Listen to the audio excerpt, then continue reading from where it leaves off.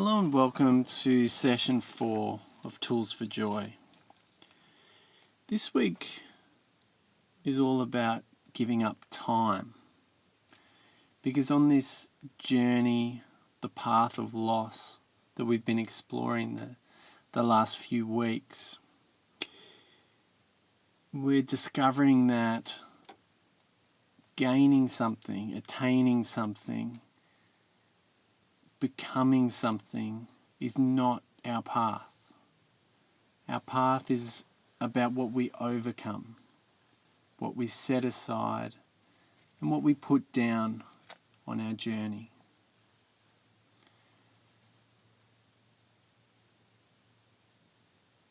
I can remember 14, 15 years ago, sitting in a cafe in northeast Victoria, just at the foot of what we call mountains in Australia. If anyone's from a country with proper mountains, you would call them hills, but we call them mountains here. And I'd been into one of those, spiritual shops, that with all the incense and the candles and the clothing from India and all that stuff. And they had a few books, and I just happened to pick up The Power of Now. I'd never heard of Eckhart Tolle, never heard of the book, and just saw that it was a bestseller. I had a little bit of a flick through and decided to buy it. So I was sitting in this cafe just reading and writing in my notebook as I did. Been meditating for a few years then. But I'd never really explored the concept of the present moment or looked into past and future. I was really just seeking enlightenment and seeking happiness. So I didn't really know what I was doing. I just trusted my teacher at the time, who said, just sit back straight and breathe, and that's all. And I just followed his direction because I didn't know what to do.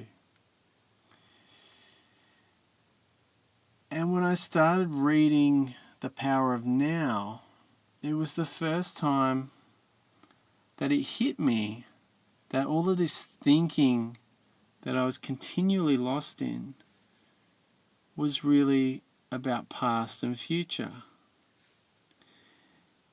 And then the second thing that was even more amazing to me at that time was the idea that these things don't actually exist, that the future doesn't actually exist, and the past doesn't exist here either. They're just part of our imagination. Because at that time I believed, as most humans do, that the future does exist, it's just not here yet. And the past, has reality. It's just that it's finished, it's a memory. But that the memory of that is true, and those things did happen. And in The Power of Now, what Eckhart started to point at was that all of this happens only in your imagination, and you have no proof in this moment that this past or this future have any existence. And many meditators are in tune with this, and you meditate for a little bit and you get a sense of everything happens now. But what we tend to do is then try to fit that into our existing way of seeing the world. And this is what I did for 10 or 12 years, was take that insight that everything happens now and fit it into my pre-existing concept that there's this thing called time.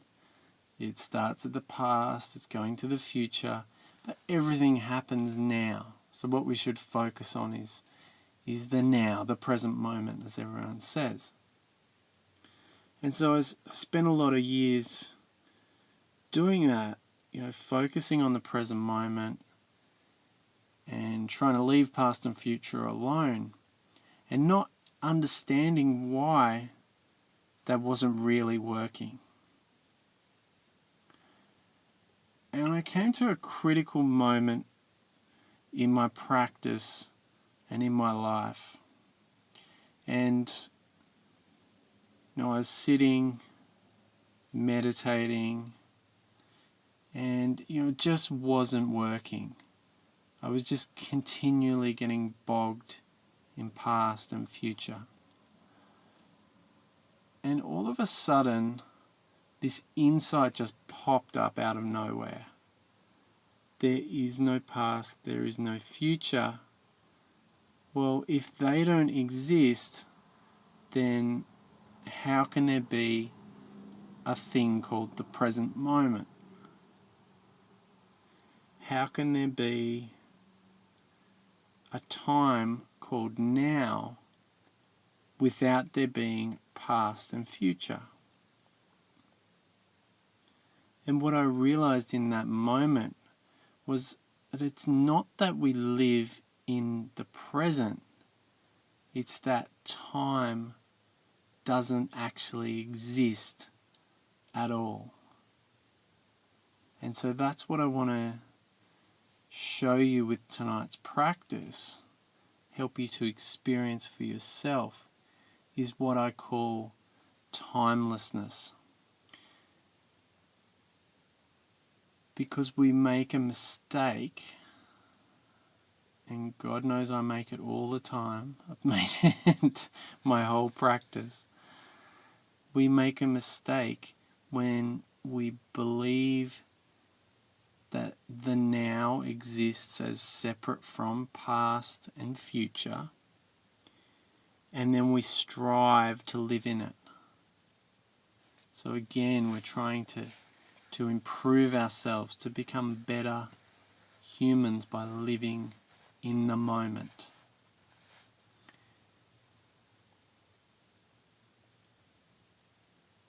What I want to encourage you to do instead is to drop the concept of time, drop time altogether. And that's what we'll do tonight. So let's start by closing our eyes, feeling the breath,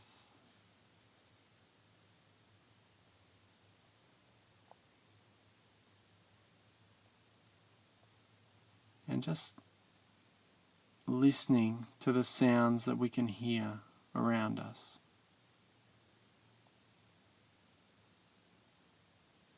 Breathing and listening.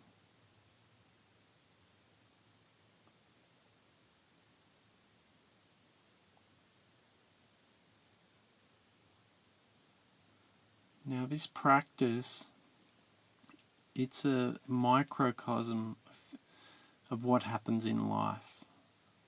And through this, we're going to explore the nature of time and timelessness. So as you listen, notice what kinds of sounds are arising in the room that you're in, or close to you, the obvious sounds, and what sounds are a little further away maybe,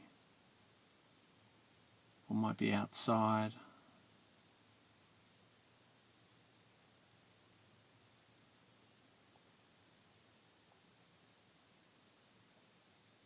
And as you listen,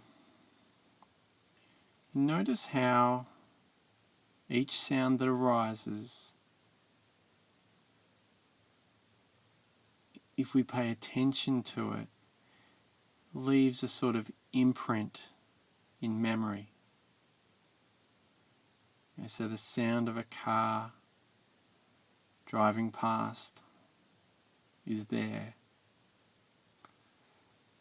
And if we pay close attention to it, then after that sound is gone,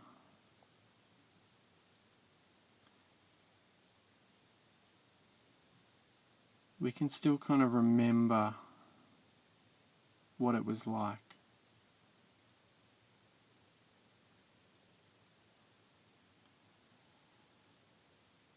So when one of those sounds arises, after it's passed, I want you to look at the memory of that sound.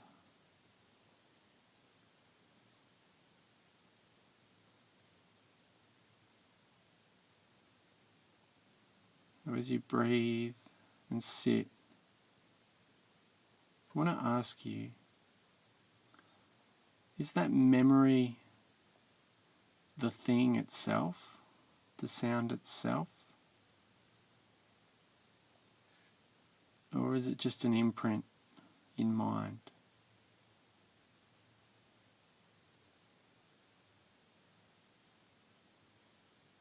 Can you prove in this moment that that sound ever existed? That it ever arose in the first place?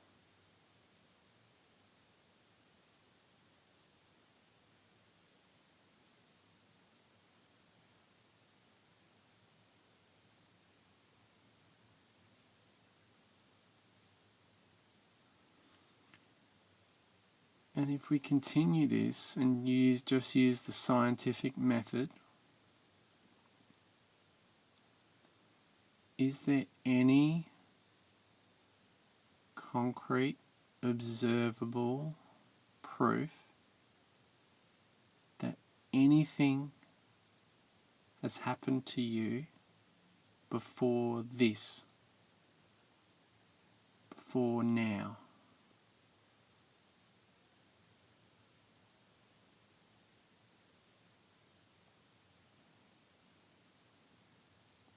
Can you find direct evidence of time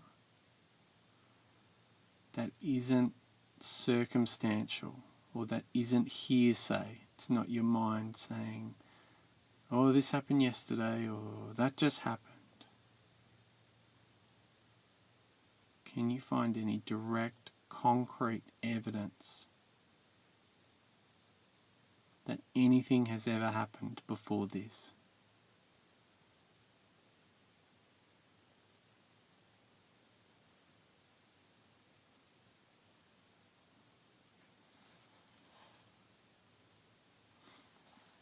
Okay.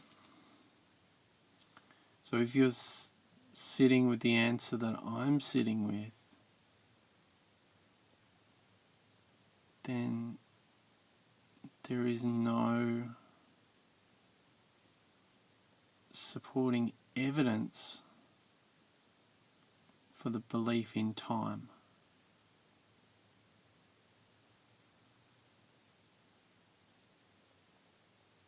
So instead, I want to introduce to you a different way of conceiving of this world that we find ourselves in.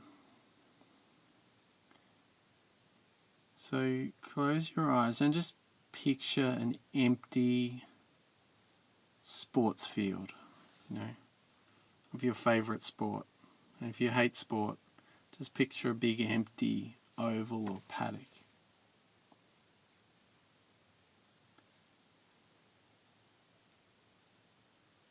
And imagine that within the oval, there's a whole lot of pageantry happening. There are people coming, dancing, singing, playing, fighting, doing all of the things that humans do. And then after a while they leave. One leaves, another one comes. And so there's a constant change happening in this field of activity, let's call it.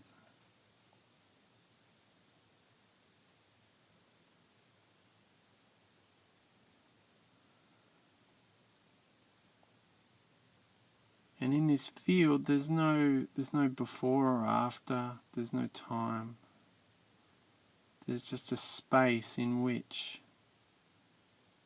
things are happening and changing, coming and going. And in each time that a coming or going happens, everything is exactly as it is in that moment. And there's no one to say that this happened before it or that's going to happen after it. There's just the activity of that field arising.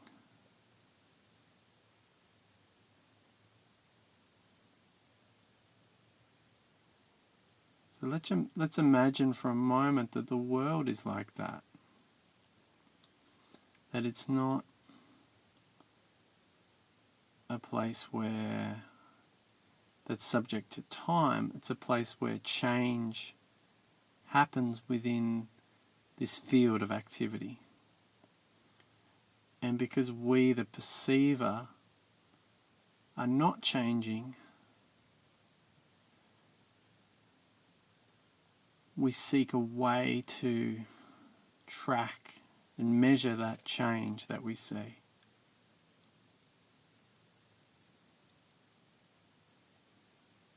And so we invent the concept of past and future.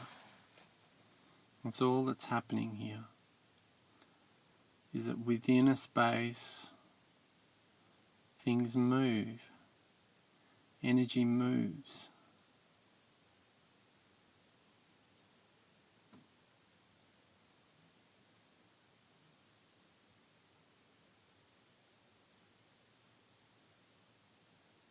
And that movement, when we track it, we call time.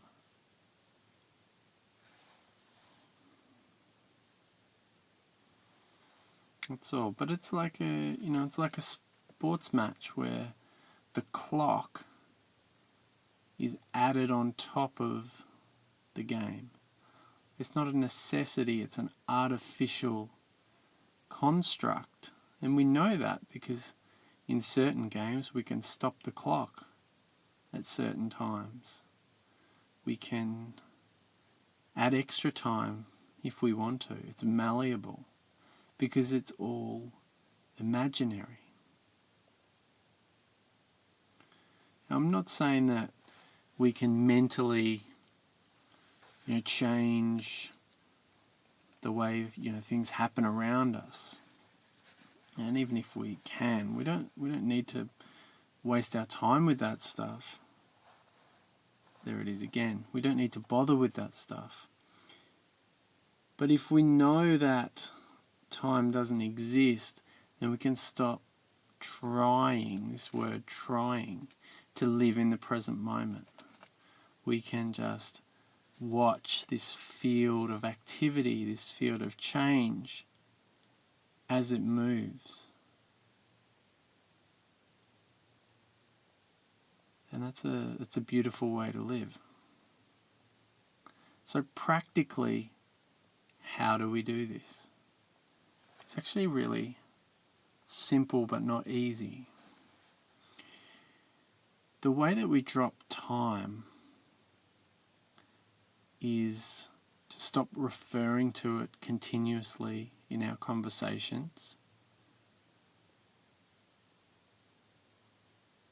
to notice when we're getting hung up on memory or anticipation, and come back to observing the field of activity now. Well, let's just say observing the field of activity. So there's the field of activity, and then there's the field of mind, of thought. And then when time does seem to arise, do what we've done today. Test it rigorously using the scientific method and see whether there is any evidence that what you believe, what you call the past or the future, that it has any reality except as imagination. And if it's only imagination, then we can still use it. We can use imagination, but we don't need to be bothered by it anymore. We don't need to believe in it. We can just play with it.